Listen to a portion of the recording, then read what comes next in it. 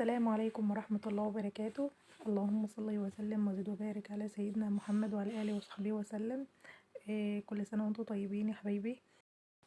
الفيديو ده بدأت تنظيفات العيد، بدأت من أول امبارح أو امبارح بالليل بعد الفطار كده. بدأت ان انا اشيل الموكيت ده من الارض، وبدأت ان انا انضف بقى تنظيفات العيد. بس اتأخرت عليكم في تنزيل الفيديو لان كنت بنضف النهارده برضو كمان، خد مني وقت التنظيف، خد مني وقت طويل. كل ده التنظيف بس في الصالة. بدأت طبعا لما باجي انضف ببدأ التنظيف دايما من فوق، بنضف بالسقف كده من فوق، باخد من فوق لتحت. خدت التنظيف كده، بدأت ان انا انضف السقف من فوق الحيطة طبعا انتي لو عندك الحيطة بتاعتك بتنفع ان انتي تتغسل بتغسليها. بس انا عشان عندي الحيطة بتاعتي مش زيت يعني، او مش من النوع اللي بيتغسل، فبدأت ان انا اكنسها كده بالمقشة، وامسحها بالمقشة كده عشان لو في تراب لازق في الحيطة ولا حاجة ينزل وكده. بس وبعد كده بقى ان انا بدأت اغسل اكنس الارض. يلا كده يا حبايبي، قبل ما تكملوا الفيديو معايا حطولي لايك على الفيديو لو عجبكم، واشتركوا في القناة، واكتبولي كومنتات حلوة كده زيكم. طبعا لو في حاجة مش عاجباكم او في حاجة غلط انا بعملها، ياريت برضو تقوليله، يتعرفوني يعني، تكتبولي في الكومنتات. وده بالنسبة لي برضو هيبقى كومنت حلو، لان انتوا كده يعني هيبقى بالنسبة لي كومنت حلو، يعني مش مجرد كومنت حلو ان انتي تكتبي الله جميل والكلام ده، لا، عرفيني لو في حاجة غلط انا بعملها، عرفوني برضو. انا هتقبل ده ان شاء الله. هنا خلاص شلت الموكيت خالص، وبدأت ان انا اكنس ورا الركنة او الكنب المحطوط ده. بدأت اكنس كده وراه، كنست وخلصت، كنست الصالة كلها ومسحت وروقت وظبطت. بصوا يعني الصالة دي خدت مني وقت ومجهود كبير، بس هي ما كانتش متوسخة قوي، بس انا حبيت ان انا اظبط كل حاجة فيها. مسحت بقى الشبابيك، مسحت الابواب، مسحت كل حاجة مسحتها. جنب ان انا كنت بنضف برضو وبروق الصالة، كنت مشغلة الغسالة. شلت طبعا الفرش الكنب اللي كان محطوط، شلته كله غسلته.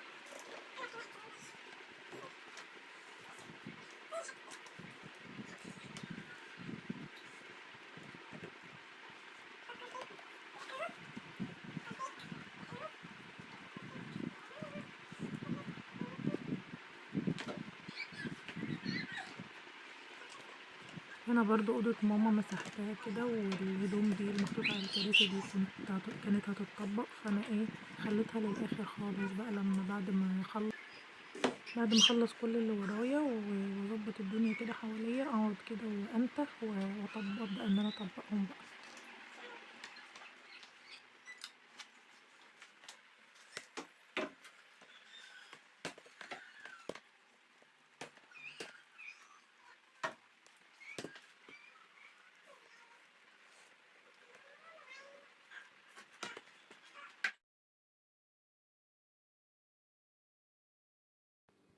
طبعا دلوقتي برضو التنظيف ده كان جزء منه امبارح بعد الفطار والنهارده الصبح برضو. سبحان الله يا بنات، رغم ان الواحد بيبقى طول ما هو بيشتغل بيبقى هلكان من التعب، بس سبحان الله طول ما انت الواحدة طول ما انت بتذكري ربنا وانت بتشتغلي، سبحان الله بعد ما بتخلصي، انا عن نفسي بعد ما بخلص ما بحسش باي تعب خالص، الحمد لله يعني، فضل ونعم.